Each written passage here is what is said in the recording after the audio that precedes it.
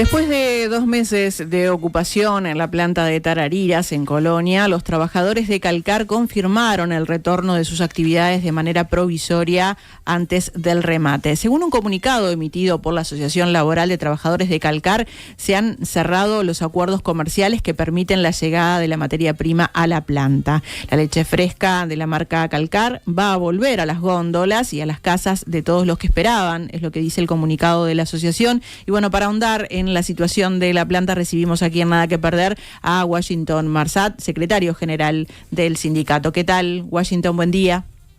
¿Qué tal? Muy buenos días a usted y a toda la audiencia. Un gusto. Igualmente. Bueno, nos gustaría comenzar, Washington, por hacer un breve repaso para recordarle a la audiencia cómo es que surge este conflicto. Sí, a ver, nosotros venimos trabajando en una empresa, Calcar SRL, de larga data, donde hace más de una década comenzó con problemas de carácter financiero debido a una toma de deuda que se realizó para un desarrollo industrial, sobre todo con lo que tiene que ver, si bien hubo en la ciudad de Carmelo, en su planta fundacional, también en la ciudad de Tararira, de gran envergadura. Y bueno, diferentes circunstancias que tienen que ver con el mercado, con dificultades que se dieron en torno a la industria láctea. Eso se fue haciendo cada vez una mochila más pesada. En el año 2020 llegamos a un reperfilamiento de la deuda, se hizo una quita importante, se siguió en esa lógica.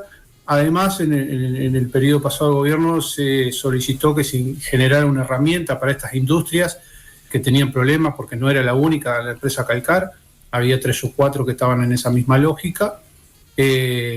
También accedieron a ese fondo de reconversión de la industria láctea, donde tomaron casi $5 millones, fueron adjudicados, pero todo así y todo no fue posible salvar eso.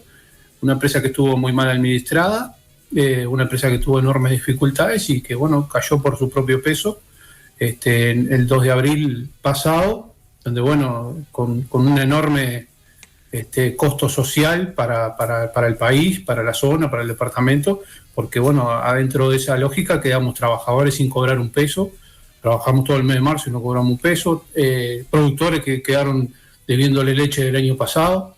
No quiero dejar de resaltar que gran cantidad de los componentes que remitían la planta eran pequeños y medianos. Y bueno, en una decisión poco feliz, algunos directivos que estaban involucrados, algunos directivos de la cooperativa, decidieron sacar el 60% de la leche y por ende el cese de operativa que bueno, determinó el cierre de la empresa. Y bueno, hasta ahí, digamos, es donde llega la cronología histórica. Y si después pensamos, Washington, ahora en el presente, justamente decíamos en esta introducción que se retorna a las actividades. ¿Cómo viven ustedes este retorno? ¿En qué consiste?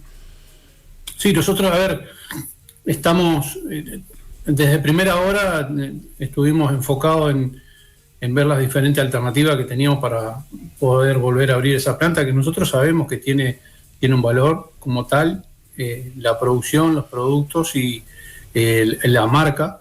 Y bueno, esta gente que ahora se va a hacer cargo de la operativa circunstancialmente, que son de una empresa que era la más grande empresa distribuidora que tenía la ex Calcar, son los que se van a hacer cargo, digamos, de la operativa, los responsables. Esto va a ser de forma provisoria porque hay un concurso en tránsito, ese concurso sigue por una vía paralela. Esto va a ser una producción que va a tener unos meses de duración, pero con una mirada a largo plazo, porque bueno, estos empresarios tienen ganas también, pliego mediante y condiciones mediante, poder presentarse una compra también de la planta, lo cual sería una solución, digamos, de carácter definitivo, o por lo menos de largo plazo en ese sentido, ¿no? Así que bueno, esa es un poco la lógica.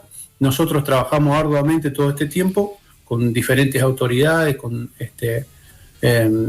empresarios, con los empresarios, con el síndico. Y bueno, fuimos autorizados por el juez de concurso, quien es quien tiene la autoridad en esto, de una empresa en concurso, y bueno, en parte revertimos esa situación que se había generado, ¿no? ¿Cómo se da, Washington, la llegada de la materia prima a la planta? Porque había habido algunas complicaciones en ese sentido. ¿Está llegando por parte de productores locales? ¿Qué acuerdos hubo para que pudiera llegar?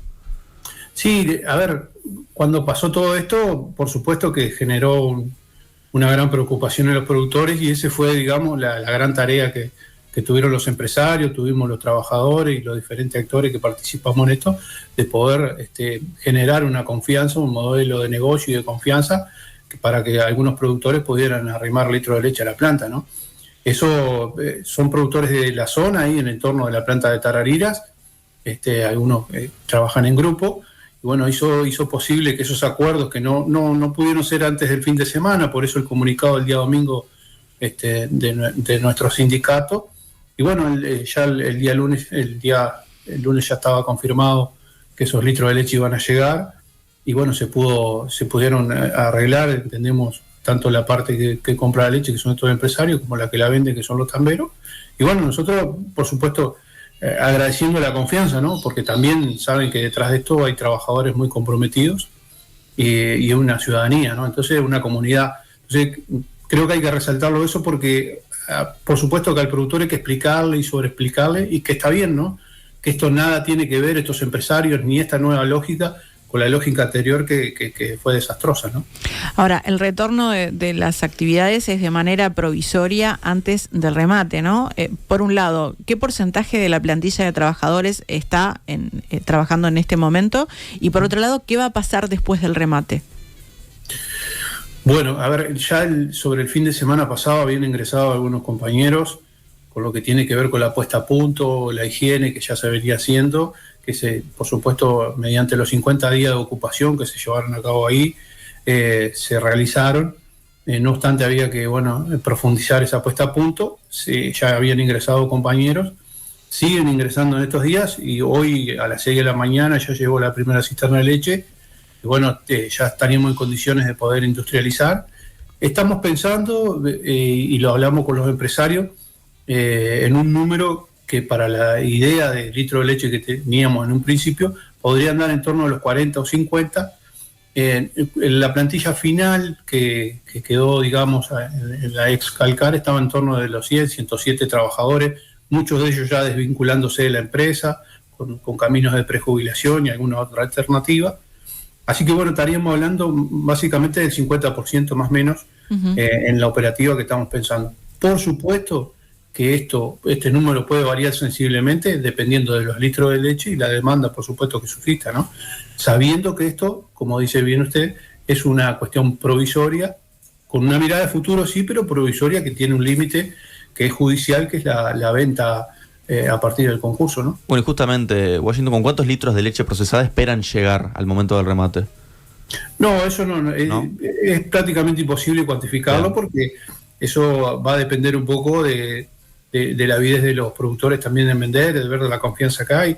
Hoy hay arriba de 30, 40 mil litros de leche que ya están llegando a planta. Ese número, si la producción va, si el modelo de negocio funciona, también puede surgir algún efecto contagio que podamos llegar a más litros, ¿no? La planta está preparada para recibir más de 250 mil litros de leche hoy en los hilos de recibo nomás. Entonces, por eso digo, va a depender un poco de la calidad de muchas cuestiones, ¿no? De los litros de leche que llega a planta, va a depender por los negocios que se hagan, y también por la oferta, ¿no? Por la demanda, digo bien, para poder satisfacer eso, ¿no? Entonces, hay un montón de situaciones que no nos permite hacer un análisis de cuánto podríamos estar en el final de este camino. Y la llegada de materia prima de la que hablabas es también de productores de la zona, ¿de dónde proviene? Sí, como te decía hoy, de acá de la zona del departamento de Colonia son en su totalidad. ¿Y eso qué tan relevante es para esa zona?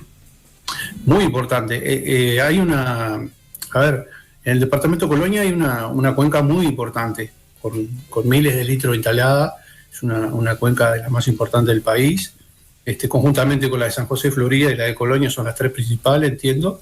Y eso por supuesto que valoriza, genera también una optimización de costos, si bien hay alguna otra industria instalada, pero entendemos que la marca y la industria como tal, Calcar, genera muchas cosas positivas, y por supuesto que la leche sea de la vuelta también habla bien de que esto viene bien pisado, ¿no? Y que viene con un sesgo de confianza importante en esta nueva idea. Bueno, ¿y cómo fue el trabajo realizado en conjunto con el Ministerio de Industria y con la Dirección Nacional de Industria para justamente la puesta a punto en funcionamiento de la planta? Sí, un trabajo de día a día, de hora a hora, reconocer el trabajo de muchas autoridades, porque, a ver, uno, si se quiere, castiga o fustiga a veces cuando las autoridades no se mueven del sillón y por ahí actúan no acorde a las necesidades que tienen las diferentes circunstancias, pero en este sentido el Ministerio de Industria y particularmente Adrián Míguez, el director nacional de Industria, tenía un papel fundamental en generar, en articular diferentes circunstancias que han permitido la reapertura de esta planta. Entendemos que incluso en el día de hoy está llegando una visita medio de improviso, pero está llegando a la planta, lo cual, bueno, habla de un poco de la seriedad del proceso, ¿no? Que no es una cosa que es una cosa así nomás, sino que está revestida, por supuesto, de un proceso institucional y que tiene al Estado, ni más ni menos, con la idea de que esto siga adelante, ¿no? El presidente del sindicato, Luis Guigú, la semana pasada mantuvo una reunión con el Instituto Nacional de Empleo y Formación Profesional, con el INEFOP, para establecer algunos lineamientos de trabajo. ¿Ustedes qué balance hacen de este encuentro? ¿Qué provecho se le puede sacar a una reunión de este tipo? Sí, a ver, particularmente también participé en esa reunión. Estuvimos reunidos ahí con Juan Andrés Roballo. Bueno, lo que tiene que ver con el mundo del trabajo y la actualización, ¿no? La certificación de saberes, todos los mecanismos que tiene INEFOP para estas circunstancias y además, por supuesto, el perfeccionamiento de los trabajos en la industria. Yo creo que hay caminos para recorrer. Si bien fue una primera reunión para mantener alguna charla, creo que el trabajo fundamental se va a desarrollar en el sectorial lácteo, donde participa la FITIL, por supuesto nosotros también como integrantes de ella, y bueno, ahí se van a de alguna manera diagramar las políticas de formación y capacitación que nos permita como trabajadores tener una valija de herramientas, como se dice, más amplia y poder aplicar ese conocimiento en función del desarrollo industrial, ¿no?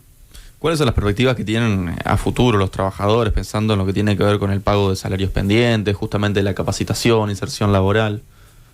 Sí, bueno, nosotros hemos venido trabajando en este caso con el Ministerio de Trabajo, el ministro Juan Castillo, la directora nacional de Trabajo, Marcela Barrios, a los efectos de que, bueno, había ahí un dinero que había sido adjudicado y no pagado a lo que era la Excalcar, que tiene que ver con una devolución de IVA, y bueno, esos números alcanzarían, digamos, norma mediante, que bueno, entendemos tiene que ser una norma interpretativa o de carácter particular, para que bueno, pues, esos dineros puedan ser destinados al pago de lo que tiene que ver con el salario del mes de marzo. Como les decía hoy, nosotros trabajamos todo el mes de marzo, no cobrando un peso, y el salario tiene un carácter netamente, digamos, de sostener la familia, sostener la realidad de cada casa día a día. Entonces se hacía fundamental que cuanto antes esos créditos, por lo menos lo de marzo, lo de otro veremos cómo lo trabajamos con el fondo de insolvencia, si se declara la insolvencia a través del concurso, pero bueno, en ese mes de marzo, cuando no se cobró el sueldo en abril del mes de marzo, los compañeros, las compañeras, muchos de ellos con una carga familiar importante, tuvieron que tomar deuda y endeudarse, no pagar una cuota acá, no pagar una cuota allá. Bueno, eso, el carácter y el fundamento que tiene el salario es lo que estamos trabajando para poder llegar a eso con esos fondos, digamos, a través del Ministerio de Trabajo, y bueno, que nos permita cobrar algo de esos créditos y en parte poner un paño frío a esa situación tan angustiante, ¿no? Washington, aprovechando la comunicación, hay otro tema por el que te queremos consultar, porque justamente tiene que ver con el sector lácteo, y bueno, queríamos consultarte cuál es tu opinión sobre las críticas que ha recibido el Instituto Nacional de Colonización de parte de la oposición a raíz de la compra de la estancia en Florida, y te preguntamos esto porque, bueno, esta estancia estaría destinada justamente para productores lecheros. Sí, a ver, yo no puedo desprenderme de una mirada histórica que hemos tenido los trabajadores. Nosotros en la FITIL realizamos 3 foros lácteos. El primero en la ciudad de Paysandú, el segundo en Carmelo y el tercero en la ciudad de San José hace poco tiempo. En los 3 foros nosotros remarcamos la necesidad del acceso a la tierra para quien produce, ¿no? El sector lechero fundamentalmente tiene dificultades con los arrendamientos, el valor de la tierra, la agricultura y el desarrollo de otras actividades han ido, digamos, supeditando a lugares cada vez más pequeños a la lechería, pese a que la lechería es cada vez más eficiente, ¿no? En ese sentido. Pero bueno, siempre hemos sido coherentes en ese sentido de que los productores lecheros, el acceso a la tierra es fundamental.